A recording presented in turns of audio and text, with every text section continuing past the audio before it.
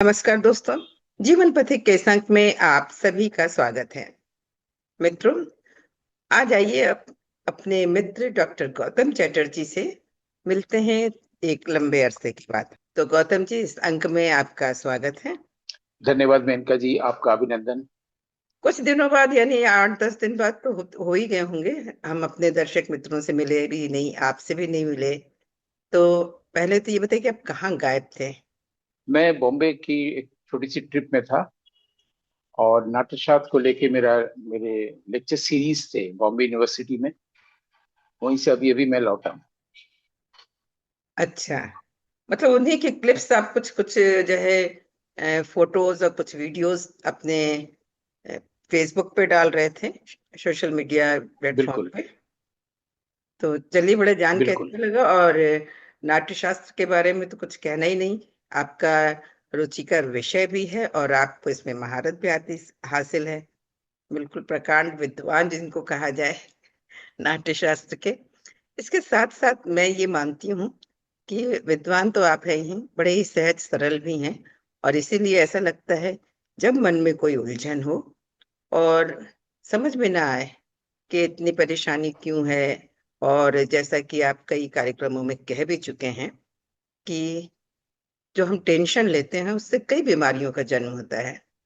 आपने बताया कि ब्लड प्रेशर भी उससे बढ़ता है, शुगर भी बढ़ती है, और ये डॉक्टर्स भी मानने लगे हैं।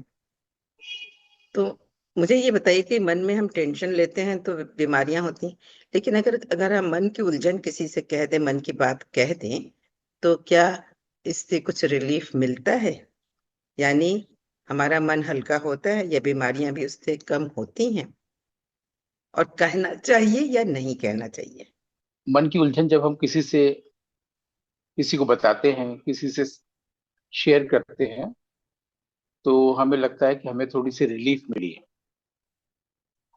दरअसल आदमी जब किसी से बात करना चाहता है और वो बात कर पाता है तो उसको अच्छा लगता है। अगर टेंशन नहीं है तो भी, मैं सामाजिक प्राणी के तौर पर, तो वो जो बात करना अच्छा लगता है क्योंकि उसके पास बातें हैं। अब ऐसे में अगर टेंशन भी है उसको भी जब से शेयर करता है तो वो जो बात करना अच्छा लगता है कि कारण ये अच्छा लगता है, टेंशन शेयर करने के कारण नहीं। और मन में जो टेंशन वगैरह आती है, मुझे लगता है कि ये थोड़ा कठिन है। हाँ, कठिन है। मन में टेंशन लाना या आना ये कठिन है। शांत होना आसान है। ये आपको कबीर साहब जैसी कुछ उल्टी वाणी लगती होगी, लेकिन मैं तो, आप जानती हैं, हमेशा जीवन से बोलता हूँ, किताब से नहीं। तो मेरा मेरा अपना अनुभव ये है कि शांत रहना आसान है, सोचना और टेंशन करना ये कठिन है।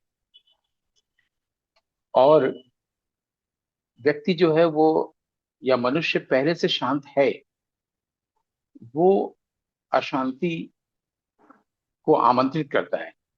वो, उसके पास जो शांति है, उसके पास जो खुशी है, उसके पास जो मौन है, उसका वो रिस्पेक्ट नहीं करता। और वो शांति को अशांति में, मौन को शोर में, खुशी को दुख और दुर्गति में बदलता है, बदलने की कोशिश करता रहता है। ये सुन के थोड़ा सा अजीब लग रहा होगा, लेकिन ऐसा है। ऐसा तब दिखता है जब हम शांत होते हैं। और इस संसार में कोई भी विश्वसनीय नहीं है। आपने अपनी मन की बात किसी से कही तो कितना ट्रस्ट वर्दी होगा, ये भी आपको एक सवाल था।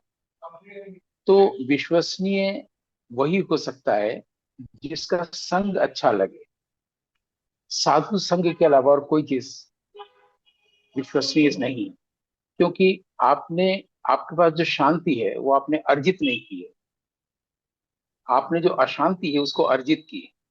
आपने मतलब आप नहीं, ये भाषा है कि शांति हमेशा है।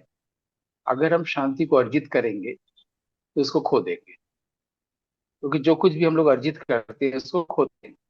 और जो हमेशा है, जिसको अर्जित नहीं किया गया है, जिसका आरंभ नहीं है, वो हमेशा है। तो जब आपके पास शांति है, खुशी है, और जिसके पास शांति और खुशी नहीं है, उससे जब आप अपने मन की बात शेयर करती हैं, तो विश्वसनीय हो ही नहीं सकता, क्योंकि वो उसके मन में ट्रांसलेट हुआ। और जब मन में ट्रांसलेट होगा, तो उसके उसके मन में भी वो सब उपद्रव का रूप बनेगा या ईर्ष्या का रूप बनेगा। फिर वो उसको बाहर निकालना चाहेगा, और वो फिर किसी और से साझा करेगा, शेयर करेगा। तो आपके लिए तो विश्वसनीय नहीं रहा ना। दरअसल आपने उसे कह के वो किसी और को कहे, इसके लिए आपने उसको प्रवृत्त कर दिया। जैसे आपसे अगर किसी को खुशी या शांति मिलेगी, तो दुनिया से बताएगा कि उनसे जाके मिलो, उनके पास खुशी और शांति मिलती है। और ठीक इसका उल्टा होगा, तब वो और ज्यादा कहे। इसीलिए हम लोग जब किसी ऋषि मुनि से मिलकर लौटते हैं, सबसे बताते हैं कि वहां जाओ, वहां पर अच्छा लगेगा। या किसी डॉक्टर से हमें अगर फायदा मिला है, तो हम उस डॉक्टर के बारे में बोलते हैं कि उसके पास जाओ, तुम्हें फायदा होगा। तो जो चीज बाहर से भीतर आती है, वो भीतर से बाहर जाए, इसके लिए हम पूरी कोशिश करते हैं। जैसे सांस लिया, तो इनहेल के बाद एक्सहेल करना अपने आप होगा। वैसी जो बातें आपने मुझे बताई, उसमें अगर डेप्थ नहीं है, तो हम उसको तुरंत लोगों को बताना चाहेंगे। अगर उसमें डेप्थ है, तो हमारी डेप्थ में जाएगा और डेप्थ की योग्यता बनाना शुरू करेगा। जैसे आप देखिए, अगर आपको कोई रामायण महाभारत की कहानी बताएं, या माइथोलॉजिकल कहानी बताएं, या अगर ये बताएं कि पार्वती को खराब लगा, ईर्ष्या हुई कि गंगा शिव के साथ क्यों है, गंगा शिव की जटा में आके रह रही है, तो पार्वती को तो बुरा लगेगा ना कि दूसरी स्त्री कैसे है। और शिव को, आप काशी आई हैं, शिव का दर्शन करने आप मंदिर जाएंगे, विश्वनाथ मंदिर दर्शन करने जाएंगे, ये सब अच्छा लगेगा सुनना। अगर हम कहेंगे कि विश्वनाथ आपके भीतर हैं, और आपके कॉरिडोर में बहुत शोर है, इसलिए आप अपने भीतर दर्शन नहीं कर पा रहे हैं, तो यहां से कठिन होने लगेगा। ये जो कठिन होने लगता है कोई विषय, वो ये बताता है कि हमारे अंदर एनर्जी कम है। एनर्जी इसके पास कम होती है, वो मंदिर और मस्जिदों में, गुरुद्वारों में, गिरजाघरों में भगवान को के लिए जाता है। एनर्जी जिसके पास ज्यादा होती है, वो अपने भीतर ईश्वर का दर्शन करता है, जैसे गुरु नानक देव ने किया, या कबीर ने किया, या रामकृष्ण परमहंस ने किया। ऐसा व्यक्ति जब अपने भीतर दर्शन करता है, तो उसके भीतर बिल्कुल शांति रहती है, मौन होता है। उसके पास शेयर करने के लिए मौन और शांति होती है, बात नहीं होती।